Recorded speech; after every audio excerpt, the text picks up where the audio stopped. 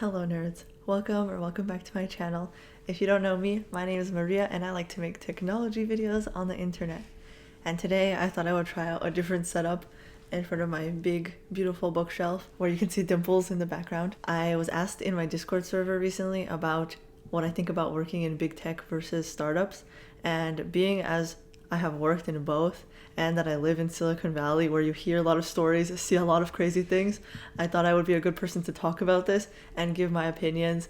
And obviously everyone has their own experiences, and I would love to hear your experiences in the comments, but just be nice to each other and don't start fights, okay? Just be nice. So I know we've all seen those day in the life vlog videos. I filmed a few myself when I was working at Shopify and at Twitch as well in my last day. And I know it's like, oh, everyone wants to work at a FANG company or whatever manga it is now, but there are definitely pros and cons to working at startups and at those FANG companies that I wanted to remove the gloss from, you know? Like, since I know the good and the bad of both, I wanted to share those with you and help you make more informed decisions with your career. So that's what we're going to be doing today. So just to get some definitions out of the way, a big tech company is one where we call it FANG companies, like Facebook, Apple, Amazon, Netflix, Google. So a huge company where they have so many employees worldwide, and basically they're a large tech company that dominates a certain sector. And in terms of startups, I'm going to mostly be referring to venture capital backed, high growth kind of startups. You can have like different stages of a startup. So there are stages like pre-seed, where it's like before you get outside funding. Then there's seed stage, your first round of funding, then series A, B, C. So there's different stages. And personally, I worked at a startup that was not really a tech startup, but I was the only tech employee. So I interned there, and then they treat you very differently where they're like, hey, can you build us an app in a few months? And I'm like, I don't know how to do that, but I tried. And then I'm currently working at a Series D startup, or it's like they recently got Series E funding, and always the size of the companies might be different depending on the different stage they're at. So they can obviously hire more people when they're at a further stage in their road to being a unicorn, which is another thing where you are a startup that is valued over $1 billion. So think about an Uber or a Stripe. Those also started as startups and then they built their way to becoming bigger companies. They're not as huge, I would say, as those FANG companies, but I would still kind of consider them like mid to big tech. So in this video, we're going to talk about everything from working at those companies, the career trajectory, interviewing for them, all of that. So let's just get right into it. So the first thing we have to talk about here is the prestige of working at a big tech versus startup company. Once you get a FANG company on your resume, it is easier to get any other job. Even if you get one of those like unicorn companies, like I was working at, I don't know, I would say Twitch or Shopify is kind of a unicorn or somewhat big tech because Twitch was under Amazon. So some people at my company would even put Twitch in brackets Amazon on their resume, so they would get more opportunities to interview. Whereas with startups, most people aren't going to know what this random company is doing, and they've never heard of them with like 30 employees. Obviously not everyone around the world knows what this is, but if it's a top startup with a lot of great funding from very famous venture capitalist firms, then more people will know about it. Or if it's like Y Combinator fall year something, you know, more people will know about it. But it's kind of like going to a not so well-known university like I did, where you just have to work a little bit harder to get your foot in the door, but you still have the skills and you can still prove yourself. As an example, one of my friends, he has been working at a startup for a few years, small one in a random town in Canada, and he does everything like super crazy data engineering stuff. And obviously he doesn't get paid as much as he should, but he has the skills that he would be able to get into one of those FANG companies and be a data engineer there, like no doubt about that. But it's just to be able to get the interview will be more difficult for him. Also, I have my notes here because I have a lot of notes, but another topic I really wanted to discuss under prestige is that when you're trying to decide whether or not to work at a FANG versus startup, you need to think about the trust that you have with this company, because startups that are smaller than like 10 people, they might be a little bit more shady. You don't know. You have to think about, do you trust these people, like the co-founders or the founder of this company? Versus with big tech companies, all you have to think about is, do I trust the brand and do their values align with mine? For example, I'm someone who vocally says that they will never work at Meta, even though Meta recruiters keep reaching out to me and I have interviewed for Meta a few times. I would never work for them because it does not align with my values in life. For startups, I had to learn along the way interviewing with them about what they're doing, and I had to do my due diligence in figuring out if these are shady or what kind of values the co-founders have, or even the startup investors. One time I shared with my friend a job listing that a recruiter sent to me for a startup, and she immediately knew that it was a shady startup because she recognized the name of the investor and she knew him through tech Twitter. And she's like, yeah, a lot of people have him blocked and people don't like him at all, and he's done this and this. And I was like, whoa, I would have never known any of that kind of stuff if I had not shown that to her, right? So you have to do your due diligence and be in that startup space to understand like who is who and which companies would be good to work for, or even founders who have had previous companies before that are successful. And also you have to remember that startups are very volatile. Around 90% of them fail. So with startups, you can go one of three ways. It's either they go public and like IPO, or they get bought out, or they just die. So you're a little bit more risky when you join a startup as well. And here are some other questions I would ask when you are looking to work at a startup. Do you respect and believe the leaders? What is the diversity like? So the gender ratio, the ethnicity, etc. For example, I met 3 co-founders of a company and I liked 2 of them, but I really did not like the 3rd one. So that's why I didn't want to continue interviewing with them. Another question is, do they have product market fit already? Is there an undeniable need or demand in the market for this company to exist? So basically, are they solving this problem for a large enough amount of users? And like I already mentioned, who are their investors? When was their last money raise? How much runway does the company have? Which is also something my friend was looking at when she was interviewing at a company for an autonomous vehicle company. Well, you can guess which one. And then they were like, oh, I don't know, we might have the runway of like 12 months only, so it might be a little bit too volatile for you to join, especially if you're on a work visa. Basically, what I want to say with this trust section is that despite all of these questions, there's not going to be any surefire criteria or a way for you to figure out if this company is going to be like rocket ship to the moon, or if the stock is going to rocket ship at the FANG company. It's all luck, you know, it's all luck based, but you have to be careful about which place you're going to choose. The next thing I want to talk about is skill development. So in big tech, you probably have already a lot of stuff built out for you once you join. And it's also easier if you're a new grad to join big tech, in my opinion, because it's kind of like they have already a school set up for you to learn things. They already have onboarding docs, they have all these materials for you to learn, and it's more structured. So I think it's a little bit easier to come from one structured environment to another. And working in big tech also helps you learn a wide range of different technologies. Like for me, I was learning all these full stack technologies, but it really depends because at some companies, you might not even be able to transfer some of those skills. Like at Meta, they have their own version of PHP called Hack, which you would never use outside of Meta. Or at Shopify, people in the back end would have to code in Ruby on Rails, which is basically only kept up to date by Shopify and used by a few other tech companies. Pretty much nobody else in the industry uses Ruby on Rails. So sometimes in big tech, the skills aren't as transferable as you might hope.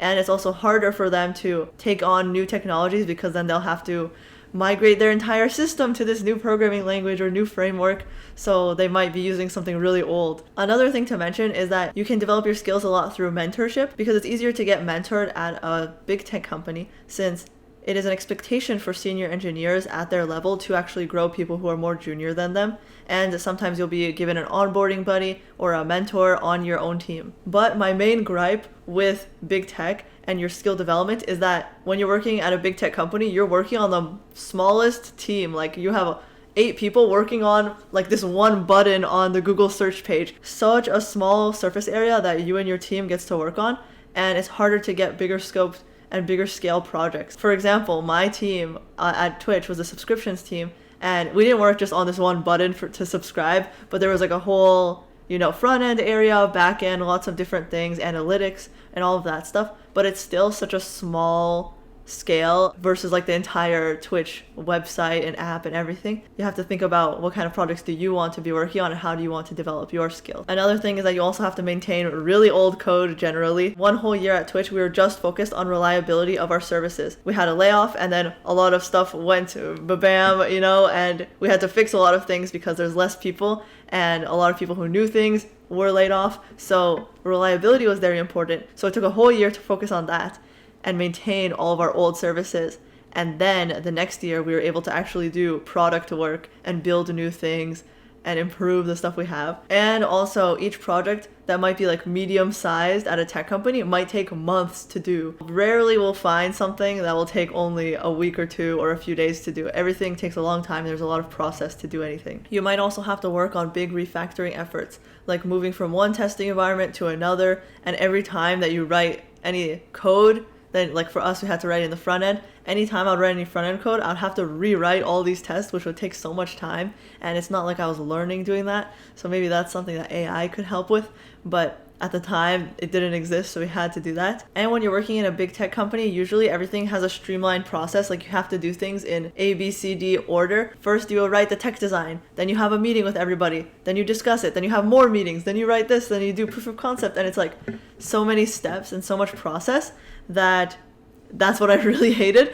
I mean, for my personality, I don't like doing that kind of stuff. Some process is good, but like too much is a lot, you know? And another thing that about big tech companies is that it's a bit slower to get people to review your code, which kind of slows down your learning. Because sometimes it will take a few days for someone to look at your code, but at a startup, people will review things very quickly, within an hour, a few hours, and never really longer than a day to leave your PR. Way more efficient in my opinion. Okay, this video is going to be so long, but let's talk about skill development at startups. So at a startup, you will have way more high ownership and autonomy. And if done well, you will grow much faster and your scope of work will increase over time. So that way you can own bigger parts of the project or even bigger parts of the entire business. And what's good about a startup, if it's like a high growth one, then you're having a front seat to see what is it like to run a company in case that you also want to run one in the future. So you'll learn a lot by working at one of them, but it is obviously extremely risky, like I mentioned. Another thing about your personality to work at a startup is that you have to embrace and be comfortable with ambiguity, which is something that you get used to also working at a big tech company as you go further up in the ranks. But at a startup, you just immediately, even as a new grad, you gotta be ready for the ambiguity. You can't really say, oh, it's not for me. You have to challenge yourself. I also thought when I first left school that I needed this rigidity and structure to succeed, but I actually think that joining a startup might be good as a new grad, but obviously you'll hear my different points and decide for yourself. Basically, I just want to say, like, don't box yourself in and do give it a chance in case you are wondering if you want to work at a startup. And you can always treat your 20s as an experiment. So at a startup, instead of maintaining a lot of code, you're usually going to be building things from scratch, or as startup founders say, from 0 to 1. And you're probably going to be the one who gets to decide on the patterns, the technologies that you're going to be using, which is very interesting, but it is a lot more pressure. So you're going to be wearing a lot of hats.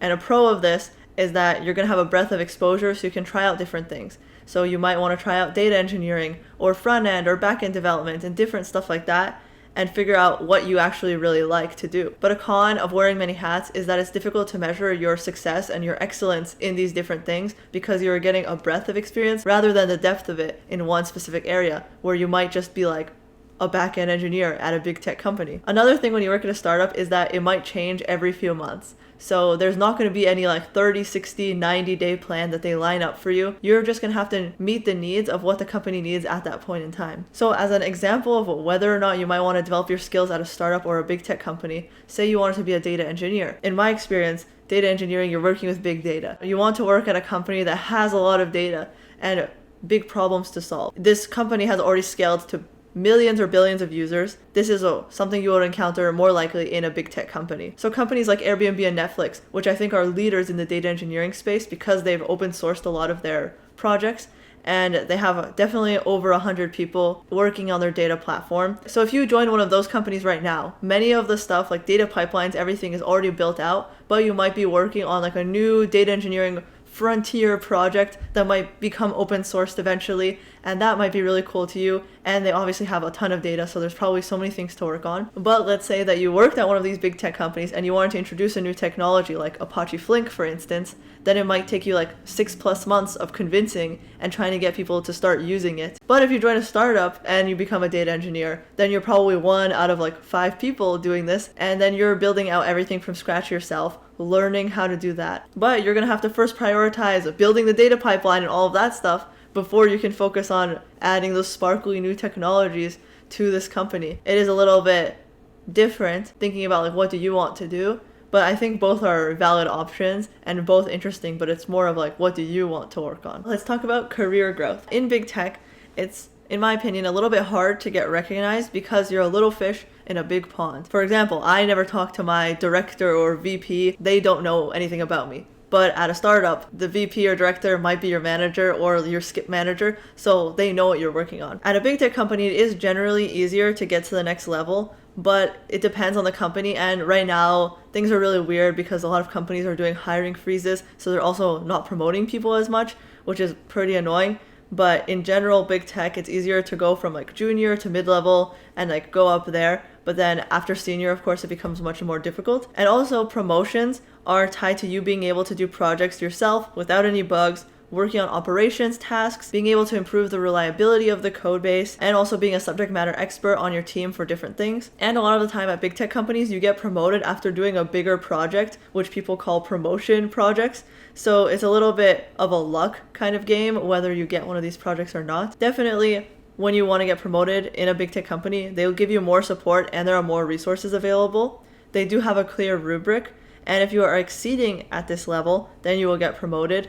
But it's like anti-Peter principle, so you already have to be showing for like 6 months that you've been at the next level before they will actually promote you. Because it's more structured, it also means that there's more bureaucracy involved. It's a little bit of a tricky situation getting promoted sometimes. And another thing with big tech is that you have to consider who is going to be in the panel. It's not just going to be your manager and skip manager, it's going to be other managers. So you have to work on making sure that all of those people in the room have some nice things to say about you. Another thing with career growth at a big tech company is that there's probably more mobility because you can probably switch teams if you want and switch disciplines. Like at Shopify, I was in the dev degree program, and every 8 months I was able to switch teams and switch software engineering disciplines to try out different things. And I know a lot of engineers who work there who are also able to do that when they were like full-time engineers. And also another thing that I wanted to mention about big tech companies is that sometimes they'll make you sign a contract saying that anything you work on outside of work is going to be associated with them and has ties to them as well. Just in case you're thinking about having a side business or making your own startup, you have to be very careful with reading through the contract if you sign to work at a FANG company. You can watch the Silicon Valley TV show and see what happened there. So as startups, career growth is a little bit different. Since there are fewer people, it means that you're going to have more impact on the work that you're doing. But also, really small startups might not even have any leveling built out, and they might just throw around the word senior engineer, but they don't actually have any rubric or any way to reference what the different levels are. But why I love to work at startups and why I think I will continue working in startups in the future is that I like the chaos and I like the amount of ownership and responsibility that you get, and you don't really have to have that traditional background to be able to try out new things. Another thing that you'll experience is that people say that startup years are like dog years, where 1 year goes by but it feels like 7 because you've done so much and learned so much. Whereas in big tech, I felt like I was just trudging along, and it's like, oh my god, why is it taking 1 month to put a button on the screen because I have to talk to 5 different teams to get this approved? Honestly, at this point, I feel like I'm very biased towards startups, but they do have their many cons. But I wanted to talk about the work environment of big tech for startups. In big tech, like I was saying, there's a lot of rigorous project planning and a lot of practices that you have to do. Doc writing, design review meetings, proof of concept.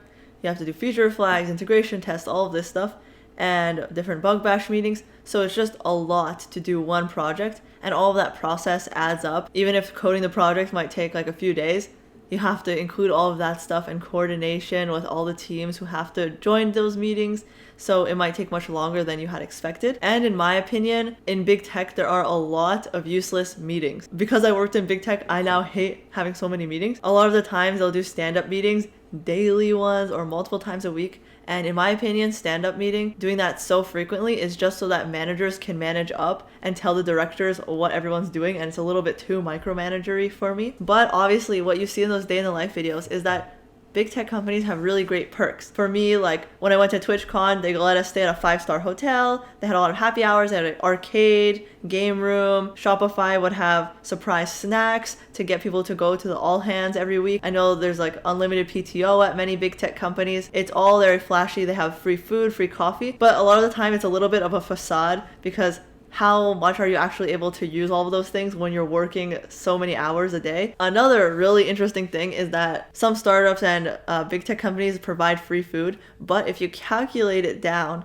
then it's actually cheaper to provide free food for people. So say it costs them like $7 per person, then over the course of a year, it's maybe around $2,000 per person that they're paying for food. But then that will increase the productivity because then that person doesn't have to go out for lunch, take like a 1 hour or 2 hour lunch break. So then they'll take like a 30-minute lunch break and get back to work, and it'll actually save the company money. And it's like one of those vanity benefits that they can provide and be like, oh, we have free food at the office, and people will be more likely to sign the offer. So for work environment, in the case of startups, your managers and directors probably know what you're working on, so you'll have less of those annoying, useless meetings.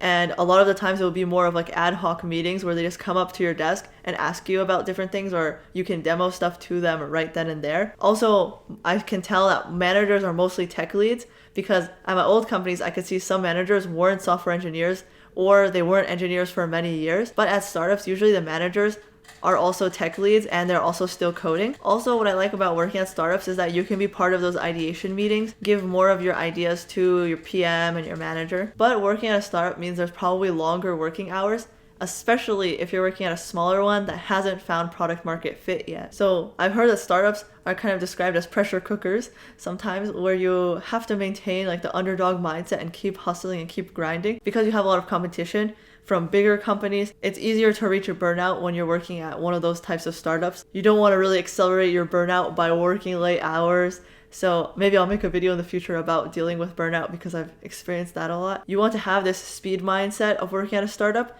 but you also want to avoid burnout and take care of yourself and your mental and physical health. I don't know what number this is. I think it's the 7th point, but talent and network. So in big tech and startups, there are both really smart people that work there. But in big tech, I will say that there are some outliers who just want to coast. And a lot of people in big tech just work there because they'll make a lot more money. So they don't really care about the company, or they don't really care about software engineering either. They just work in tech because it's a lot of money. And from my experience, I've also noticed that there are a lot more people who are trying to take credit for each other's work, and it's a little bit sometimes toxic, especially around promotion times. And at startups, the talent really varies depending on the company, but there obviously are usually more like smart people who will just like really love to code and they don't want to deal with all like the bureaucracy of big tech. There will be a lot more people who actually like to code outside of work and build projects. But another thing to consider is that a lot of people will leave the startup after they IPO, so then the whole culture will change and it will become different. Okay, getting closer to the end of the video, I wanted to discuss compensation differences. So you know that working in big tech provides you excellent compensation, though TC is crazy, obviously, and it's also more liquid and lower risk. They will obviously have a public stock and you will get RSUs granted to you. So around every year or 6 months, you'll get some more stocks granted to you. This is what they call like golden handcuffs, where they try to make you stay for longer to get more and more of your stock. So at Amazon, the split was like 5% your first year, 15%, then 40 and 40. So it was like your third and your fourth year, you want to stay to get more stocks. But luckily, since I don't really care so much about money, that's not my main value or motivator, I was able to leave before my third year. But all this money left on the table is what motivates a lot of people to stay at these tech companies for so long. And once you get promoted or a bonus, they usually give you more RSUs, and it's like, okay, you have to wait until you get those. I know a lot of people who treat their RSUs as if they're like savings and they budget for them, but honestly, stocks can change all the time. They're super volatile. Even if it's more liquid than stock options, it's still like you could have joined Meta at the highest peak that the stock was at, so you were probably never going to make money from your RSUs. So you never know what's going to happen either with those. So you got to really be careful when you're taking that stuff into account. Also, like I mentioned, yeah, big tech companies have their golden handcuffs. They're trying to make you feel uncomfortable to leave because you have all this money left on the table or these other benefits that you might not get anywhere else, but you probably will get them other places. And also another thing they have is sign-on bonuses too. Another major thing about working at a big tech company is that you might experience lifestyle inflation. Now you're getting paid more. Maybe you deserve an upgrade in an apartment. Some of my friends, new grads, spending $4,000 on apartments. That's crazy. I'm like, you can't go down from there. You gotta start at a grungy apartment with roommates and then build your way up. Yes, enjoy your rich life, spend your money how you want, but try to curb having a lot of lifestyle inflation. Obviously, you deserve to spend money that you earn, but it will make it harder for you to leave this company now that you rely on such a hefty salary to budget for your entire life. And yeah, like I mentioned, all those vanity metrics about massages, gym passes, all that stuff, those purely exist because of competition and all these companies trying to attract the top talent. Also, if they're providing you with free dinner, you're incentivized to stay for longer, and that will also mess up your work-life balance. So you should be careful of that. One thing I did want to mention that is really important to some people is the good health benefit that you get by working in big tech. Because I do know that some companies will provide for egg retrieval or IVF, and that is a really expensive procedure to do. So if you or your partner is wanting to get pregnant and you're working at one of these big tech companies, then they will subsidize for this, and that will save you a lot of money. So Amazon does this, Microsoft does this, a bunch of other companies I'm sure do. So that's also something to think about, and also why you see a lot of people in their 30s start working at Microsoft. And also for compensation at startups, obviously it's going to be lower. You can't really compare. It's like apples to oranges. You can't compare like a 400K Meta offer to like 200K at a startup. Still a lot of money, but it is a really big difference. Startups are usually more cash strapped, and on average they'll have lower compensation since they're probably going to give you more equity in the company, which is not really worth anything yet, but there's a chance that it will be much higher, like if the company does well. And it will be good money when they do IPO. A lot of people become rich once the company they work for IPOs, but it's also, a luck game. You never know which startup is going to be the next one to IPO and when to join it at the right time. And finally, the difference between interviewing at these two kinds of companies is that in big tech, it's going to be very rigorous and they expect you to know a lot of data structures and algorithms and a lot of coding fundamentals. There's not really an emphasis on experience in a certain language because they know that they'll have the time and the opportunity to train you. So basically they're just looking for someone who has potential and has good fundamentals in computer science. And also what I want to say is that you can't really be like, oh, startups are volatile, big tech isn't, because there have been so many mass layoffs. So there is not really a lot of job security either when interviewing at big tech companies. And on the other side, startups have way more limited engineers. So they are looking for people who already know the technology they're using. And a lot of the companies I was interviewing for are using stuff like TypeScript. So you can look at different companies and be like, oh, okay, a lot of the companies I want to interview for need this technology, let me learn it. Or perfect, I already know it. So you can use that also as leverage. Like, oh, I've been using this language for like 4 years. I will be an easy person to hire and I'll onboard very quickly. So those are all the secrets and all the untold things hidden behind all those day in the life videos that you see. And my general recommendation is that as a software engineer, you should try out both big tech and startups. I don't really know whether it's good to go into one versus the other first. Depends on what you want right now and what you're looking for. But honestly, if I were to give you a place to work at that's like the best of both worlds of big tech and startups, would probably be like a Series C plus startup, so like C, D, E, because in that way you already have the stability of that company already having product market fit, and you also have the startup blood still there where they're still trying to move fast and there's less process. So that's kind of what I like right now. And maybe in the future I'll want to work at like a small company where there's like 10 people or be like the first 30 people at the company. And I also do feel really grateful that after university, I was able to work in a big tech company and slowly learn things and gradually ramp my way up to becoming a better software engineer. And because of the prestige of those companies I worked at, I was able to get more offers and more interviews after the fact, and to have been able to gain mentorship from many different senior engineers.